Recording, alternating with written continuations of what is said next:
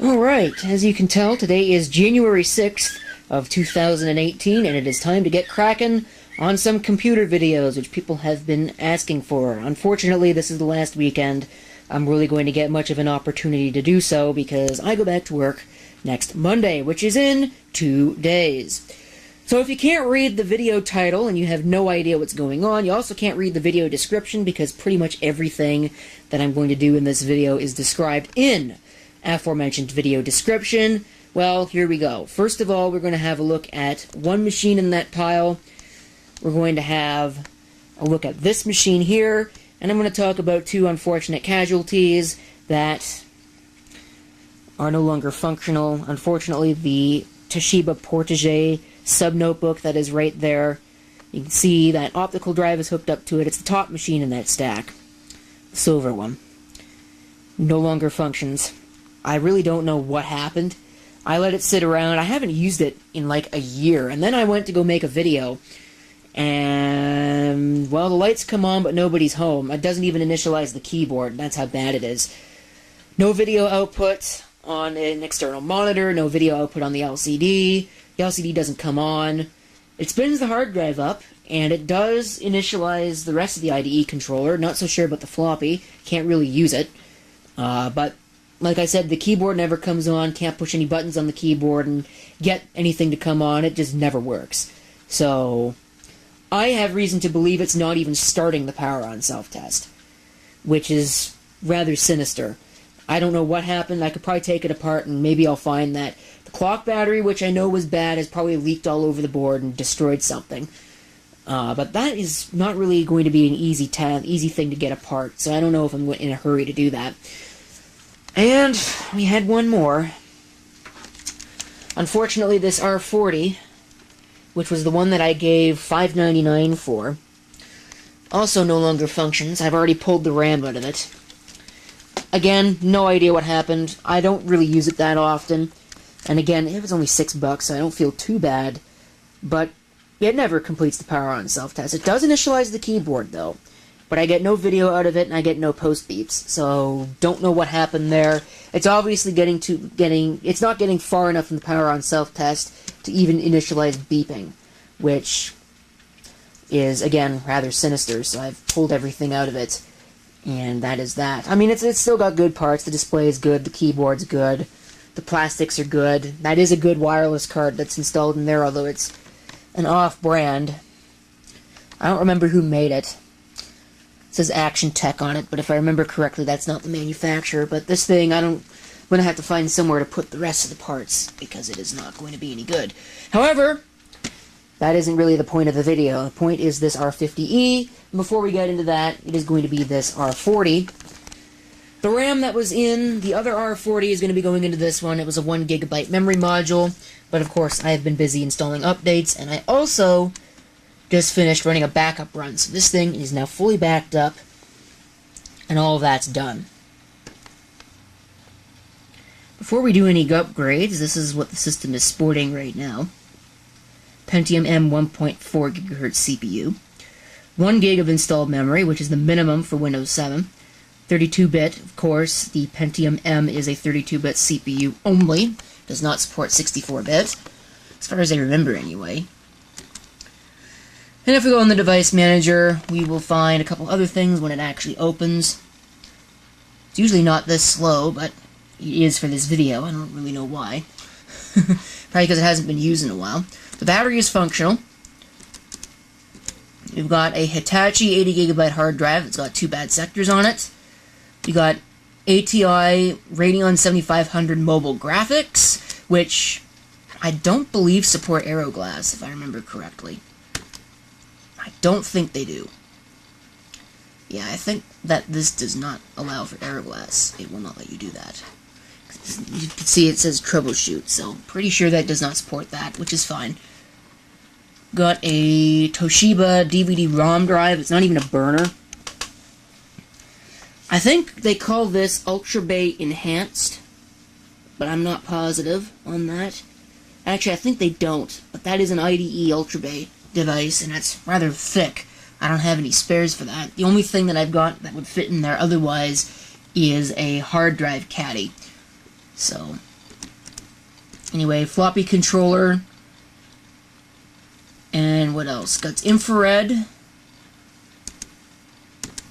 1024 by 768 maximum resolution on the display, which is kind of crappy. That is as high as it goes. Not a very high-res display, but I don't really care, because those of you that know me know that I don't care about high resolution as long as it works. It's got Intel Pro 100 megabit Ethernet, and I installed this, even though it's technically not supported. I had to do a BIOS hack, which I think you saw in a video.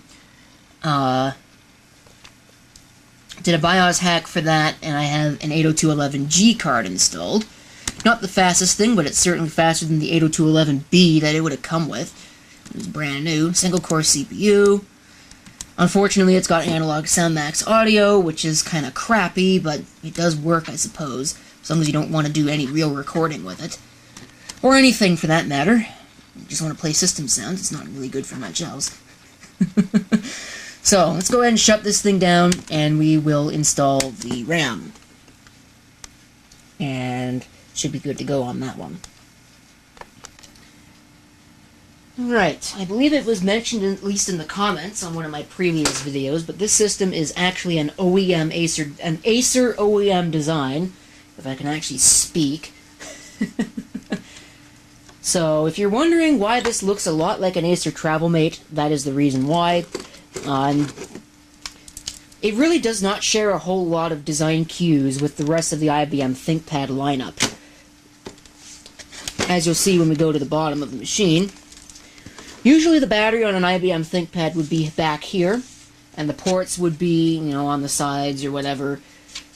They would usually be on the sides, and you wouldn't really see all the ports wouldn't be on the back, and the battery wouldn't be here. But that is the case here. The memory is underneath this door. There are two slots. This is one of the nice IBM ThinkPads where you do not have to take the keyboard off the system in order to change the memory, which, I'll tell you what, is a big pain in the rear end when you are just trying to do something very simple, like upgrade the memory. Because you got to take the keyboard out in a lot of cases as well. So we'll take this memory module, this 1 gigabyte memory module, we'll insert it in there, and now the unit should have 2 gigs of RAM. This isn't something I would usually make a video about. It's not really all that interesting. But people have been asking for computer videos, so I might as well do something that's a little bit different. I haven't taken a look at this machine in a long time. I forgot what I gave for it. I think I actually paid $20 at a Salvation Army for this thing. With power supply. Did it come with a power supply? I'm not sure. I think it did. Maybe it didn't. No, it would have had to come with the power supply, because I have 2 power supplies. One of them would have come with the R50e, and the other one would have come with this. Because I know that the $5 R50 or R40 did not come with a power supply. It was just the unit itself, so I had no idea if it even worked. Let's go ahead and see if this still works. I'll tell you what, I utterly despise tripods. All they do is get in my way. I think this thing's going to have to go somewhere else. Okay, for some reason, this machine, they designed it with 2 latches on the front. Probably an Acer thing. I haven't really had any Acer TravelMates of this vintage. I'll go ahead and turn it on, make sure it still works. Okay, we'll go ahead and power it up. On battery, as you can see. It's not plugged in. At least I don't think it's plugged in. Yeah, it's not plugged in. So the battery is definitely good. For how long, I don't know. It does take a while for this thing to post after I changed or upgraded the BIOS. I don't know why, but it does. It does work, though, as you can very clearly see. I also noticed something about the 2 R40s. The other one had an older BIOS that would count up all the system memory, no matter whether or not the CMOS checksum was valid. This one doesn't do that. If the CMOS checksum is invalid, it will count all the memory. But if it is valid, it won't. It skips the memory test. It's kind of curious. I think there are 2 different versions. So they have 2 different versions of the system board. Will not win any speed records for boot time. Of course, what can you expect for an old, slow IDE hard drive? Could probably use a good cleaning. I don't know, is it going to start up? It was working. I think it actually got slower with the RAM upgrade. It's kind of interesting. I don't really know how that kind of thing happens. I don't know how much longer I can wait. I'm recording this to a videotape that's probably not got all that much space left on it at this point. Okay, it is telling me that my experience index needs to be refreshed. The RAM upgrade seems to have been taken well. 2 gigs of reported memory. So, we'll go in here and we'll have a look. It looks like the gaming graphics are what's scoring the lowest, so I highly doubt that's going to improve. And besides, this thing doesn't support Windows Aero. Although, interestingly, it still gets a 1.9 for Aero performance. Strange. This really is not the kind of system that one would be expecting to run Windows 7 on and getting a perfect experience out of it. It's running Windows 7 because I actually do use this as a work machine. And yeah, you can see, I think those scores did not even change at all, so that's not really much of a surprise to me. What was I going to say otherwise? This is a work machine, I use it at work. Often I find myself using it with an Android phone tethered to it for wireless connectivity. So you need to have Windows Vista or newer for that to work correctly. There are ways to hack it into Windows XP, but I've never been able to get any of those hacks to actually work. So, well, we're stuck with Windows 7 or Linux, which is why I put Linux on the other machine, but this one's running Windows 7, and it's not too bad, actually. It is pretty usable. Could certainly be worse, but I think that is pretty much going to do it for this one. I don't have much else to say about it. So we'll get that one out of here, and we'll move on to the R50e. The first thing you see when you look at this thing is probably this right here. Do not ask, I have no idea what it is. I don't even know if it was there when I got it, but it's very annoying. But I've just tried cleaning that off, and nothing happened. So my only guess is that maybe it's the pigment in this plastic here that is starting to come out. It's not the typical rubberized finish that you would expect out of a ThinkPad, although the R40s do not have this rubberized finish either. This is the R50e. Again, I'm not really sure what the E stands for, except for maybe entry-level or Econoline. In other words, maybe the cheap end. It's still got a Pentium M CPU, I believe. It might be a Celeron, though. Again, you'll see that it's not in the best of shape.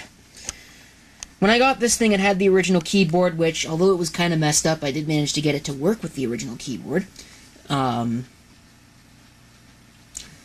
It also had the original optical drive over there, not this one that's installed in it. Unfortunately, I took it with me to work to do something with it. I don't remember what it was. I think it was just a general cleanup, general tune-up. And on my way home, I got drenched in a rainstorm. And of course, this thing also got drenched in the same rainstorm and got kind of messed up. However, it does seem to function. The battery does not work any longer, although it would have you believe that it's charging. This keyboard is designed for a 15-inch unit. This is not a 15-inch unit, it's 14. So the screw holes do not line up, although the keyboard otherwise fits, which doesn't really make any sense. See, it does run the power on self-test. And it'll count up all the system memory. It's got 512 megabytes installed in it, which means that this will take forever. Pentium M 1.6, my apologies. 1.6. I don't know if I actually mentioned the speed. I think I did mention that it has a Pentium M processor, though. See the BIOS copyrights. This is a Notebook Pro Phoenix BIOS for IBM Thinkpad.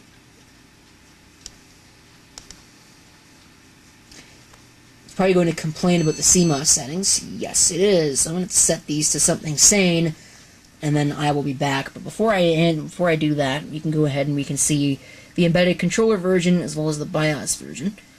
And when the BIOS was released, 2005. Pentium M CPU 1.6, 512 megs of RAM, and that's pretty much it. You can also see some evidence of the water damage there. Water got into this screen and screwed it right up. Fortunately, most of it seems to have drained out. However, we did not get all of it. There's some there, and there is, of course, some over here on this corner. Okay, we can see the Centrino logo up there, which means that it has got the Intel Pentium M CPU, as well as an Intel wireless card, which it does. It's got an 802.11b card. Actually, the B card that came out of the R40 over there. Actually, no, it didn't come out of the R40. It came out of the T42P. Still running the Windows XP build that it came to me with. I probably should have gotten rid of it a long time ago, but I'll tell you what, the reason why I have not is because it's got Office 2007 on it, and even though I'm pretty sure that it's a bootleg copy of Office 2007, well, it's Office 2007 nonetheless, and it's not really something that I care about that much. It could be legal, it could not be, I don't really know. But I'm also keeping it on here because it's got Windows XP Home Edition, and I do not have a Windows XP Home Edition disk with which to use to install Windows XP on this thing, and that'd be about the only thing that it would use anyway. So I'm going to enter in my password, I hope I remember what it is. First try, folks. Though you probably wouldn't believe me because, of course, the magic of video editing. It's got CCleaner on it. I've run it a couple times. This thing's probably got more updates that you could shake a stick at. Turn the speaker all the way up. The only mouse pointer here is the eraser head, so we'll get out of that. It is connected to my wireless network, 11 megabits, that's it, because it is only 802.11b. Let's see what version of Windows this is running. I believe that we are just running Service Pack 3 on Windows XP Home Edition. It is registered to me. There you can see all of those details. I have changed everything to be pretty much the way that it should be. There is no malware on the machine, at least not as far as I can tell. Everything shows up in here the way that it's supposed to. That's just Intel graphics, which is showing up twice for some reason. It's got a Fujitsu 20 gigabyte hard drive, which is odd. C Pro 100 Ethernet and 2100 3B Mini PCI wireless. That is only 802.11b and nothing more. I believe this is limited to USB 1.1 as well. Again, SoundMax audio, kind of junky, but serviceable, I suppose. This thing does not get very loud, I have also noticed. This is the extent of the loudness. I believe it's also only got a single speaker on the front here, which is kind of interesting. Usually these things have stereo speakers. But what we're going to do, I'm going to get the Ethernet cable and Ethernet cable, hook it up to this, and we are going to install the unofficial service pack on this and see what happens. If I remember correctly, the unofficial service pack is really theoretically only designed for Windows XP Professional. Or maybe that was the POS Ready hack. I can't remember. It was one of the two. But we're going to be installing SP4 on this anyways, just because, well, I can, and I want to see what happens. It's probably going to break the whole thing, but I can't say that I didn't try. Okay, I have no idea what the deal is, because DHCP is enabled on this network, but for some reason, it is not able to obtain an IP address, probably because it cannot contact the gateway. Which means that the internet connection sharing on Windows 7 only had one job, and it is not doing its one job. I noticed that ever since extending my network over to this side of the room so I could put the NASs over there, that DHCP has not worked. Well, I've got a solution to this problem. Hopefully it will at least somewhat work and let me access local network resources. Well, it's certainly been a bit. I did manage to figure out the network connection, just assign it a static IP address, and the problem is completely solved. But we are not out of the woods yet.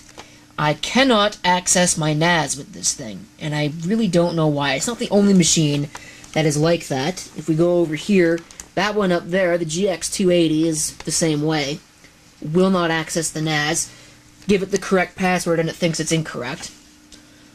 So, not real sure what the problem is there, because it's the same password that works on other machines, so it's obviously the same password, the correct password. So, with some diddling, I managed to get USP4 over here. I hope it's a valid file, and we're going to go ahead and install it. There are other things that I will need to do with this machine, such as installing other updates. I believe Notepad++ needs an update, CoreTemp probably needs an update, CMonkey probably needs an update, Malwarebytes probably needs an update. Lots of things that need updates. Where's that R50e folder? Because it does not need to stay on here. Oh, I'll find it. There it is. Delete it. Goodbye. And we can close that, because I don't need that either. This is going to take forever, it looks like. So I will be back when that's completed.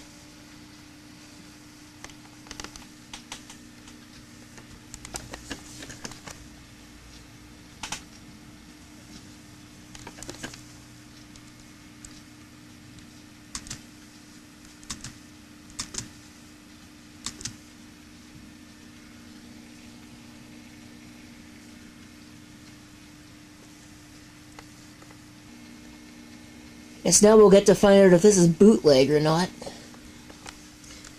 I don't think it is. I think this would be one of the original installation of Windows.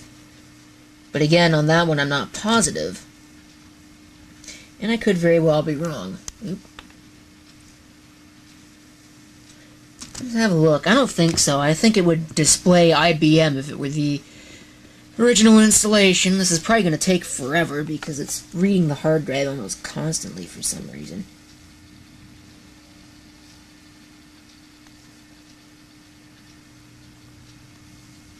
Yeah, I do not think that this is... Yeah, this is not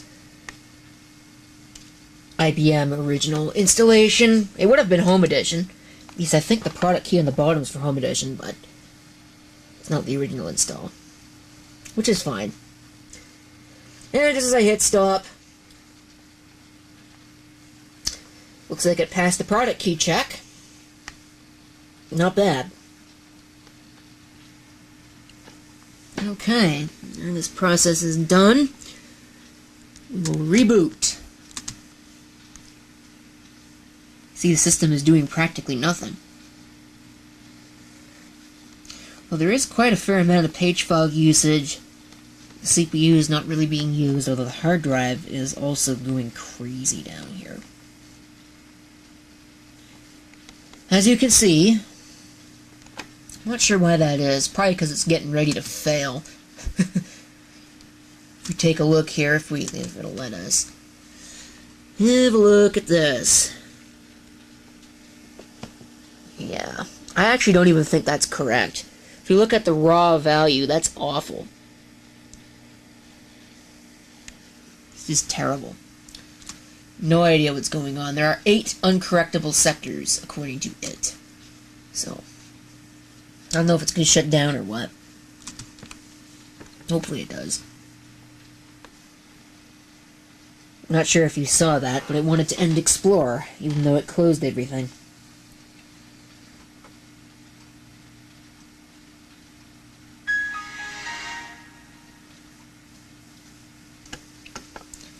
Please wait, it says. I've been waiting for a while.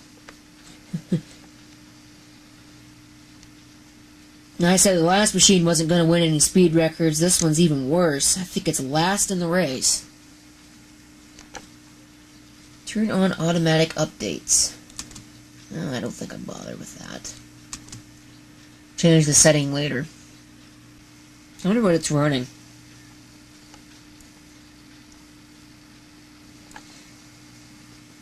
What will cause it to take this long? Because it is taking forever.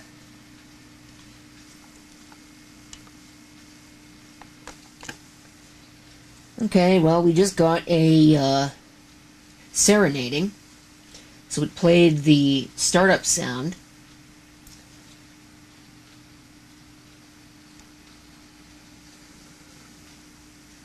Hope I don't run out of tape before this project is done.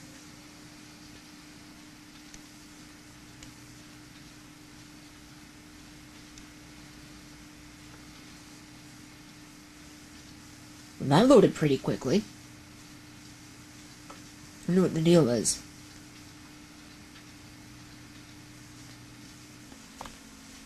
Well, even though Christmas has long since passed, you can see that the neighbors still have their outdoor Christmas lights on. Most people still have their Christmas lights on, if I remember correctly. Yeah, most people do.